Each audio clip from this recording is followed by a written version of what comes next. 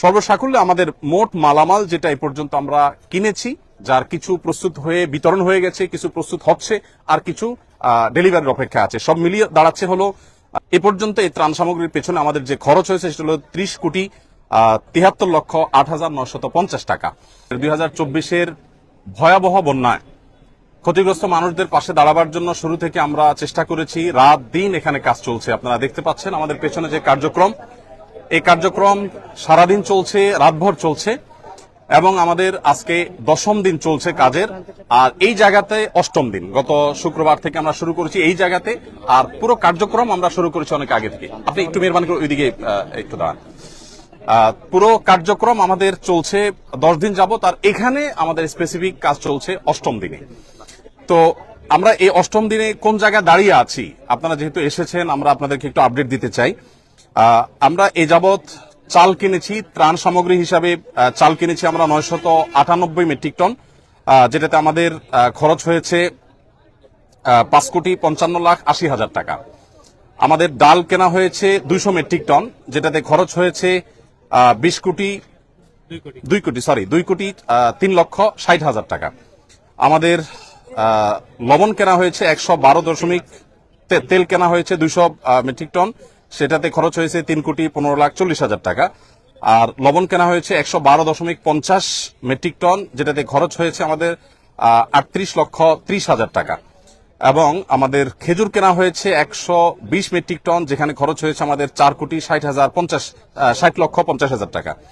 আর sugar অর্থাৎ চিনি কেনা হয়েছে 20 টন, সেখানে খরচ হয়েছে আমাদের 23,91,200 টাকা। চিড়া কেনা হয়েছে 40 টন, সেখানে খরচ হয়েছে আমাদের 22,51,000 টাকা। এবং পানি কেনা হয়েছে 100 টন, যেখানে খরচ হয়েছে আমাদের 9 লক্ষ টাকা। আর ভুসি অর্থাৎ গোখাদ্য কেনা হয়েছে 67.38 মেট্রিক টন, সেখানে আমাদের খরচ হয়েছে 29,06,750 টাকা। সর্বসাকুল্যে আমাদের মালামাল কেনা হয়েছে 1,857 মেট্রিক টন ত্রাণ সামগ্রী কেনা হয়েছে এ পর্যন্ত, যেখানে খরচ হয়েছে 16,58,08,950 টাকা। আর আমরা পানি একটু শুকিয়ে গেলে, বন্যার পানি একটু শুকানো শুরু করলে 1 লক্ষ পরিবারকে 25 কেজি করে চাউল দেব ইনশাআল্লাহ। কারণ আমরা জানি যে বন্যার পানি শুকিয়ে গেলেই কিন্তু মানুষের কষ্ট শেষ হওয়া নয়, বরং অনেক কষ্ট তখন শুরু হয় নতুন করে। বিশেষ করে যারা ছোট ছোট ব্যবসার উপরে ডিপেন্ডেন্ট ছিল, সেগুলো শেষ হয়ে গেছে, তারা নতুন করে দাঁড়াতে আরো সময় লাগবে। তারা যেন দাঁড়াতে পারে এবং 15 দিন 20 দিন যাতে অ্যাটলিস্ট তারা আরো চলতে পারে, সেজন্য আমরা 1 লক্ষ পরিবারকে 25 কেজির করে চাউলের বস্তা দেব। এখানে আমাদের লাগবে হলো 2500 টন। এর অর্ডার আমরা ইতিমধ্যে দিয়ে ফেলেছি, অর্থাৎ পার্চেসিং হয়ে গেছে। আগামী 3 বা 4 তারিখ ইনশাআল্লাহ, 3 তারিখে মাল ডেলিভারি পাবো, 4 তারিখ থেকে আমরা ডিস্ট্রিবিউশন শুরু করব। ফেনীর যে সমস্ত এলাকা শুকিয়ে গেছে সেই এলাকাগুলোতে বিশেষ করে। সেখানে আমাদের খরচ হবে 14,15,00,000 টাকা। সর্বসাকুল্যে আমাদের মোট মালামাল যেটা এই পর্যন্ত আমরা কিনেছি, যার কিছু প্রস্তুত হয়ে বিতরণ হয়ে গেছে, কিছু প্রস্তুত হচ্ছে, আর কিছু ডেলিভারির অপেক্ষা আছে, সব মিলিয়ে দাঁড়াচ্ছে হলো 4,357.88 মেট্রিক টন ত্রাণ সামগ্রী। এবং এ পর্যন্ত এই ত্রাণ সামগ্রীর পেছনে আমাদের যে খরচ হয়েছে সেটা হলো 30,73,08,950 টাকা। আপনাদেরকে একটু জানিয়ে রাখতে চাই, আমাদের এ পর্যন্ত যে ফান্ড আমাদের কাছে এসে পৌঁছেছে, আপনারা সাংবাদিক ভাইরা বারবার আমাকে প্রশ্ন করেছেন কত টাকা এসেছে। আমরা ফিগারটা এক্সাক্ট আপনাদেরকে বলতে পারিনি। গতকাল অর্থাৎ বৃহস্পতিবার একেবারে অফিস শেষে আমাদের কাছে যে আপডেট এসেছে আমাদের অ্যাকাউন্টস থেকে, সেটা হলো আল্লাহ তাআলার অশেষ অনুগ্রহে, সাধারণ মানুষের আস্থায় আমাদের ত্রাণ তহবিলের টাকা 100 কোটি ছাড়িয়েছে। অর্থাৎ 100 কোটির বেশি ফান্ড আমাদের কাছে চলে এসেছে। এই ফান্ডটা আমরা কিভাবে খরচ করব আপনাদেরকে একটু আমরা জানিয়ে রাখতে চাই, আপনাদের মাধ্যমে মানুষকে আমরা জানিয়ে রাখতে চাই। প্রথমত একটু বলে রাখি, আসুন্নাহ ফাউন্ডেশনের সমস্ত প্রজেক্টগুলো বাস্তবায়ন করার আগে আমরা পাবলিকলি ঘোষণা করে বেনিফিশিয়ারি নির্বাচন করি, যাতে কোনো প্রকার পার্সিয়ালিটি না হয়, প্রত্যেকে যেন সমানভাবে পায়, ধর্ম বর্ণ নির্বিশেষে যেন সবাই সুযোগ সুবিধা পায়, সেজন্য আমরা বিশেষভাবে মনোযোগ রাখি। আর আমাদের প্রজেক্ট বাস্তবায়ন শেষে আমাদের প্রত্যেকটা টাকার হিসাব পাই পাই করে আমরা সোশ্যাল মিডিয়ার উন্মুক্ত প্ল্যাটফর্মে দিয়ে থাকি। আমরা 2022-এর বন্যায় অর্থাৎ সিলেটের বন্যায় 18 কোটি টাকার কাজ করেছিলাম, তার প্রতিটি টাকার হিসাব আমরা সোশ্যাল মিডিয়াতে দিয়েছিলাম। তেল কোন কোম্পানির কত টাকায় কিনেছি, আমরা কি পরিমাণ কিনেছি, লবণ, চাল, প্রত্যেকটা জিনিস আমরা ডিটেল এভাবে দিয়ে থাকি।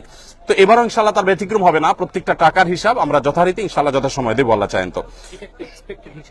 হ্যাঁ আচ্ছা, হ্যাঁ এটা এখানে তো আপনার আমরা মৌলিক হিসাবটা দিয়েছি, এটা ডিটেল একটু একটু করে প্রতি লিটারের দাম কত পড়েছে সেগুলো ইনশাল্লাহ ডিটেল আমরা একেবারে চার্ট আকারে সোশ্যাল মিডিয়াতে আমাদের ভেরিফাইড ফেসবুক পেজ আমরা দিয়ে দিব। এখনো পর্যন্ত আমাদের এখানে ত্রাণবাহী 80টি গাড়ি গত কয়েকদিন আমাদের স্পটে পৌঁছেছে। আবার সেনাবাহিনীর মাধ্যমে আমরা অনেকগুলো কাভার্ড ভ্যান হস্তান্তর করে দুর্গম এলাকাগুলোতে তাদের মাধ্যমে বিতরণ করেছি আমরা। আজকে আমাদের এখানে যে কাজ চলছে, আজকে আমাদের এখানে সকাল থেকে জোহরের আগ পর্যন্ত 8টা কাভার্ড ভ্যান ফিল আপ হয়ে চলে গেছে এবং আজকে সর্বসাকুল্য আমাদের 23টা কাভার্ড ভ্যান ইনশাআল্লাহ ভরবে। এখানে যে কাভার্ড ভ্যান গুলো আছে এগুলো মাল আনলোড হওয়ার পর আবার লোড হওয়া শুরু হবে, একদিক থেকে আনলোড হয় আর দিক থেকে লোড হয়। এখানে প্রতিদিন 2 থেকে 2,500 মানুষ কাজ করছে, সবাই স্বতঃস্ফূর্তভাবে কাজ করছে। এখানে ঢাকা ইউনিভার্সিটির সম্মানিত প্রফেসর, সিনিয়র প্রফেসর আছেন, কাজ করছেন, আমি চিনি ব্যক্তিগতভাবে। এখানে বাংলাদেশ সেনাবাহিনীর কর্মরত ব্যক্তিবর্গ, সদস্যগণ তারা আছেন, কাজ করছেন ছুটির দিনে। আবার এখানে কয়েকজন হিন্দু ধর্মাবলম্বী ভাইয়েরা কাজ করছেন এবং আমাদের আজকে দুপুরের খাবার ছিল বিরিয়ানি, তাদের জন্য আমরা আলাদা খাবার প্রস্তুত করেছি। যেহেতু আমরা জানি আমাদের হিন্দু ধর্মাবলম্বী ভাইরা গরু গোশত খান না, তাদের উপযোগী খাবার আমরা প্রস্তুত করেছি এবং তারাও কিন্তু এখানে শ্রম দিচ্ছে। আমাদের একজন অটো রিক্সা চালকের সন্ধান আজকে আমরা জানতে পেলাম যে তারা থেকে আমাদের ইউনাইটেড ইউনিভার্সিটি ওই জায়গা থেকে এইখানে কেউ ত্রাণের কাজে আসছে বললেই তাদেরকে ফ্রি তিনি আনা নেওয়া করছেন। তিনি আমাদেরকে বলেনও নাই, প্রকাশও করতে চান না, কিন্তু সামহাও আমরা জেনে গেছি। তো স্বতঃস্ফূর্ততা কতভাবে হতে পারে, কত ধরনের হতে পারে, সেটা আসলে আমরা আপনাদেরকে মানে বলে বুঝাতে পারবো না যে মানুষ কতভাবে স্বতঃস্ফূর্তভাবে কাজ করতে পারে এখানে, সেটা এখানে চলছে। তো আমরা একটু আপনাদেরকে জানিয়ে রাখতে চাই যে যত টাকা আমাদের কাছে এসছে এবং এক্সপেক্টেড আরো যে টাকা আসবে, আমরা কিছুদিনের মধ্যে ইনশাআল্লাহ আমাদের ফান্ড ক্লোজ করব, অর্থাৎ এই তহবিলে আর আমরা ডোনেশন সংগ্রহ করব না। আমাদের প্রত্যেকটা প্রজেক্ট বাস্তবায়নের ক্ষেত্রে আমরা এই নীতিমালা ফলো করি, একটা নির্দিষ্ট সময়ের পর আমরা বলে দেই এই প্রজেক্টে আর কোনো টাকা দেওয়া যাবে না, আমরা অফ করে দেই, কারণ আমাদের একটা প্ল্যান থাকে, প্ল্যান অনুযায়ী আমরা সাধারণত কাজ করে থাকি। তো এবারে আমরা যেটা আশা করছি যেটা করব সেটা হলো খাদ্যে ইতিমধ্যে আমরা 30 কোটি 73 লাখ টাকা খরচ করেছি, যেটার মধ্যে 2500 মেট্রিক টন চাল আমরা 4 তারিখ থেকে বিতরণ শুরু করব। আর এর বাইরে কৃষি এবং ব্যবসা যে ক্ষতি হয়েছে আমাদের, কৃষকদেরকে তাদের পুনরায় কৃষি কাজ শুরু যেন করতে পারে সেজন্য আমরা তাদেরকে অর্থ সহায়তা দিব।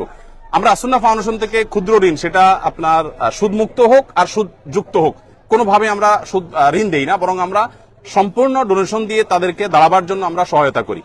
তো সেই জায়গা থেকে কৃষি এবং ব্যবসা বলতে ছোট ছোট ব্যবসায়ী, একজন মুদি দোকানদার, তার দোকানটা পুরোটা পানিতে আপনার শেষ হয়ে গেছে, তখন তাকে আবার একটা দোকান আমরা দাঁড় করে দেওয়ার জন্য কাজ করব। এই খাতে আমরা 30 কোটি টাকা খরচ করার পরিকল্পনা প্রাথমিকভাবে হাতে নিয়েছি, যে আমরা কৃষি এবং ব্যবসায় 30 কোটি টাকা খরচ করব। আমরা জানি যে প্রচুর মানুষ গৃহহীন হয়ে গেছেন, যারা গৃহহীন হয়ে গেছেন সেই মানুষগুলোর জন্য আমাদের পরিকল্পনা হলো যে আমরা 30 কোটি টাকা ইনশাআল্লাহ খরচ করব এই খাতে, অর্থাৎ যারা গৃহহীন হয়ে গেছেন, কাউকে হয়তো আমরা 10,000 টাকা দিয়ে সহায়তা করব, কাউকে 20,000 দিয়ে, কাউকে 1 লাখ দিয়ে। এটা ভ্যারি করবে যে কার অবস্থা কতটুকু, অর্থাৎ ক্ষতি কি পরিমাণ হয়েছে, কারণ আমরা জানি সবার একরকম ক্ষতি হয় নাই, কারোর একেবারে শেষ হয়ে গেছে সব, তাকে হয়তো 1 লাখ টাকা আমরা দিব।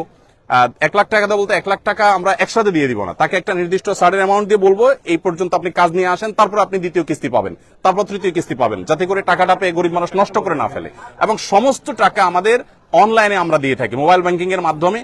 নগদ কোনো টাকা আমরা সাধারণত দেই না, কারণ এখানে ট্রান্সপারেন্সি যে জায়গাটা সেটা তখন পরিচ্ছন্ন থাকে, কারণ যাদের মাধ্যমে আমরা দেবো তারা তো ভলান্টিয়ার, তো কারোর কাছে আমি টাকা দিব সে আবার হস্তান্তর করবে, এটা আমরা করি না। আমাদের যে বেনিফিশিয়ারি তাদের যে ডিটেল, সেই ডিটেল পাওয়ার পর আমরা সেই ডিটেল অনুযায়ী তাদের কাছে আমরা পাঠিয়ে দিব অনলাইনে মোবাইল ব্যাংকিং এর মাধ্যমে। তাহলে কৃষি এবং ব্যবসায় 30 কোটি এবং গৃহ নির্মাণে 30 কোটি এবং শিক্ষায় 20 কোটি টাকা আমরা খরচ করার সিদ্ধান্ত নিয়েছি, কারণ আপনারা জানেন শিক্ষার খাতে আমাদের প্রচুর ক্ষতি হয়েছে। বিশেষ করে আমাদের যে সমস্ত শিশুরা, অনেকের আপনার বই পুস্তক নষ্ট হয়ে গেছে, পড়ালেখা পিছিয়ে গেছে, তাদেরকে আমরা স্বেচ্ছাসেবীদের মাধ্যমে কিভাবে পিছিয়ে পড়েছে তাদেরকে উদ্ধার করার সেজন্য আমরা কাজ করব। আরেকটা জায়গা আমরা কাজ করব, সেটা হলো যে বন্যা যাতে প্রকোপ কমিয়ে আনা যায়, সেজন্য সুদূর প্রসারী প্ল্যান কিভাবে করা যায়, আমরা অনেকগুলো পরিকল্পনা মাথায় রেখেছি, এখনো চূড়ান্ত করি নাই। সেটা নিয়ে আমরা কাজ করব যে কিভাবে বন্যায় দুর্গতি কমানো যায়। আমরা শুধু ত্রাণ দিলাম সেটাই নয়, বন্যার পানি যাতে নেমে যাওয়ার রাস্তাগুলো পরিচ্ছন্ন থাকে, খালগুলো যাতে পরিষ্কার থাকে। বিশেষ করে এটা সরকারের যারা সংশ্লিষ্ট দায়িত্ব আছেন তারা দেখবেন নোয়াখালী, চৌমুহানী, লক্ষ্মীপুর এই এলাকাটাতে রাস্তার ধারে যে বড় খাল চলে আসছে, আপনারা জেনে থাকবেন, আমি ওই এলাকার ছেলে, আমি ছোটবেলা থেকে এই খালগুলোকে দেখেছি, এগুলো দখল হয়ে আছে, অর্থাৎ দখলদাররা দখল করে আছে এবং এগুলো নাব্যতা হারিয়ে ফেলেছে, যার কারণে এই যে বন্যার পানি এটা নেমে যাওয়ার জন্য মিনিমাম যে খাল প্রয়োজন সেটা পর্যন্ত নাই, যার কারণে দুর্দশা আজকে চরম অবস্থায় পৌঁছেছে। আমরা যদি চাই যে প্রতি বছর এরকম ত্রাণ নিয়ে আমরা দৌড়াবো না বা দৌড়াতে হবে না, এটা যদি চাই তাহলে এই খালগুলো আমাদেরকে খনন করতে হবে এবং এগুলো নাব্যতা ফিরিয়ে আনতে হবে, এগুলো দখলমুক্ত করতে হবে। এটা বাংলাদেশ সরকারের কাজ। আমাদের যদি এখানে কোনো অংশগ্রহণ করার সুযোগ থাকে, আসন্ন ফাউন্ডেশন সম্পূর্ণ প্রস্তুত যে আমাদের ভলান্টিয়ার টিম নিয়ে, আমাদের ক্ষুদ্র ফান্ড নিয়ে আমরা ঝাঁপিয়ে পড়বো, যাতে করে প্রতি বছর বন্যা হলে আমরা ত্রাণ নিয়ে যেতে না হয় এবং বন্যা যাতে খুব বেশি দীর্ঘস্থায়ী না হয়। ফেনী, নোয়াখালী, লক্ষ্মীপুর আমি নিজে গিয়েছি, অনেক এলাকা আছে যেখানে পানি ঠায় দাঁড়িয়ে আছে, নামার কোনো নামগন্ধ নেই, 1 সপ্তাহ 10 দিন 15 দিন পর্যন্ত পড়ে আছে। তো সেটা যেন না হয় সেজন্য আমরা চেষ্টা করছি। ফাউন্ডেশন থেকে আমরা বিশেষ কিছু উদ্যোগ নিয়েছি, যে সমস্ত জায়গায় মোবাইল চার্জ দিতে পারছে না আমার বিদ্যুতের অভাবে, আমরা ভাসমান জেনারেটর এবং চার্জিং স্টেশন নিয়ে যাচ্ছি বিভিন্ন আশ্রয় কেন্দ্রে। দেখা যায় যে কলার ভেলায় করে কিংবা কোনো টায়ারে করে আমরা জেনারেটর নিয়ে যাচ্ছি। ইউনাইটেড ইউনিভার্সিটির এবং ইস্ট ইউনিভার্সিটি স্টুডেন্টরা অনেকে আমাদেরকে জেনারেটর দিয়েছে, এসিআই আমাদেরকে কিছু জেনারেটর দিয়েছে, আমরা নিজেরা কিছু জেনারেটর ভাড়া নিয়েছি। এগুলো দিয়ে আমরা আশ্রয় কেন্দ্রে একসাথে 30-40টা মোবাইল চার্জ দিতে পারছি। তারা 7 দিন 8 দিন পরিবারের সাথে যোগাযোগ করতে পারছেন না, এবং সেই সাথে জেনারেটর দিয়ে আমরা অনেক বাড়িতে পানি তুলতে পারছেন না বিদ্যুৎ না থাকার কারণে। তাদের আপনার স্যানিটেশন সিস্টেম ভেঙে পড়েছে, তাদের ওয়াশরুমগুলোতে পানি নাই, তাদের খাবার পানি নাই। তো আমরা এক্ষেত্রেও ভাসমান জেনারেটর নিয়ে বাড়ি বাড়ি গিয়ে আমাদের ভলান্টিয়াররা তারা তাদের মোটর চালু করে পানি ট্যাঙ্কিতে ভরার ব্যবস্থা করছেন। এর বাইরে আমাদের এখান থেকে যে বড় কাভার্ড ভ্যানে মালগুলো যায়, সেখানে ছোট ছোট অনেকগুলো পিকআপে করে মালগুলো একটা পর্যায়ে চলে যায়, তারপর আবার অনেকগুলো ট্রলারে করে বা ছোট ছোট নৌকা করে ভাগ ভাগ হয়ে দূর দূরান্ত এলাকাগুলোতে চলে যায়। দুর্গম এলাকাতে সাধারণত ত্রাণ দেই আমরা, রাস্তার ধারে শহরে সাধারণত ত্রাণ দেই না। এবারও আমি যতবার গিয়েছি 2 ঘন্টা, 2.5 ঘন্টা, 1.5 ঘন্টা ভেতরে ঢুকে তারপর আমরা ত্রাণ বিতরণ করেছি। আমাদের কাছে যে সমস্ত ত্রাণের সামগ্রী মানুষ দিয়েছে সেগুলো কিন্তু আমি যে হিসাব দিয়েছি এর বাইরে, অর্থাৎ আমাদের যে 4300 টন আমরা ত্রাণ সামগ্রী দিচ্ছি এগুলো আমাদের পারচেসিং করা। এর বাইরে আরো বহু জিনিস আমাদের কাছে এসেছে বিভিন্ন প্রতিষ্ঠান থেকে, বনরুটি, পাউরুটি, কেক, গুঁড়ো দুধ, মুড়ি, পোশাক, মেয়েদের পোশাক, ছেলেদের পোশাক, কারণ আশ্রয় কেন্দ্রগুলোতে তাদের পোশাকের দরকার হয়, এক পোশাকে চলে আসছে। তারপরে বাচ্চাদের জন্য তাদের উপযোগী খাবার, মেয়েদের জন্য আপনার স্যানিটারি ন্যাপকিন, তারপর বিভিন্ন সাইজের পানির বোতল, জেনারেটর, রেডি প্যাকেজ, তারপরে লবণ, পানি, বিস্কিট, গুঁড়া দুধ, লুঙ্গি, চাল, সাবান, সুজি, বিস্কিট, স্যালাইন, এ জাতীয় অনেক জিনিস এসেছে যেগুলো বিভিন্ন প্রতিষ্ঠান দিয়েছে, সেগুলোর সাথে সাথে আমরা পাঠিয়ে দিয়েছি। তো এই হলো আমার কাছে আপডেট যে 100 কোটি টাকা আমাদের ক্রস করেছে ফান্ড, সেটাকে আমরা কিভাবে খরচ করবো একটা পরিকল্পনা আপনাদেরকে দিয়েছি। আর পুঙ্খানুপুঙ্খ প্রতিটি টাকার হিসেব আলাদা করে আমাদের প্রত্যেকটা প্রজেক্টে যেভাবে করি ঠিক একইভাবে আমরা প্রজেক্ট শেষে ইনশাআল্লাহ আপনাদের মাধ্যমে জানাবো, আর ডিটেইল প্ল্যান যেটা সেটা আমরা জানাবো ইনশাআল্লাহ। আর একটা বিষয় একটু বলি যে আমাদের এই যে পরবর্তী কার্যক্রম হবে সেটা আমরা কিভাবে করব। আমরা অন্যান্য প্রজেক্টগুলো যেভাবে করি যে প্রত্যেকটা প্রজেক্টে আমরা উপকারভোগী নির্বাচনের জন্য কয়েকটা লেয়ারে আমরা কাজ করি। প্রাথমিকভাবে আমরা গুগল ফর্ম দিয়ে অনলাইনে বলি যে আপনার আশেপাশে যারা আছেন দুর্গত, অভাবগ্রস্ত, তাদের তথ্য দেন। যেমন বৈষম্যবিরোধী ছাত্র জনতার আন্দোলনে যারা মারা গেছেন তাদের জন্য আমরা ইতিমধ্যে বলেছি যে আমরা 5 কোটি টাকা বাজেট আমরা দিয়ে দিয়েছি, আরো 5 কোটি টাকা করার আমাদের স্বপ্ন বা পরিকল্পনা আছে। তো এইখানে কাজ করবার জন্য আমরা গুগল ফর্ম দিয়ে দিয়েছি যে আমরা কোনো লোক নির্বাচন করব না, আপনারা সাধারণ মানুষ সারা দেশ থেকে তথ্য দেন। তথ্য দেওয়ার পর এই বন্যার ক্ষেত্রে একই আমরা তথ্য নিব। তথ্য দেওয়ার পর যে সমস্ত স্টুডেন্টরা আছেন, কলেজ ইউনিভার্সিটি পড়ুয়া স্টুডেন্টরা আছেন, তারা অনেকে আমাদের স্বেচ্ছাসেবী, তাদেরকে আমরা এলাকায় পাঠাবো এই তথ্যগুলো ভেরিফাই করার জন্য। প্রত্যেকটা তথ্যের সাথে বাস্তবে মিলানোর পর তারা সুপারিশ করবেন, স্থানীয় ইমাম সাহেবরা সুপারিশ করবেন। এর পরের ধাপে এসে আমরা ইমপ্লিমেন্টেশন যাব, অর্থাৎ তাদেরকে উপকারভোগী আমাদের সেই সেবাটা আমরা তাদেরকে দেব, যাতে করে উপযুক্ত ব্যক্তি পান। এখানে মাঝখান থেকে কোনো সুবিধা যেন নিতে না পারে অবৈধভাবে, অনৈতিকভাবে, সেজন্য আমরা খুবই সচেষ্ট।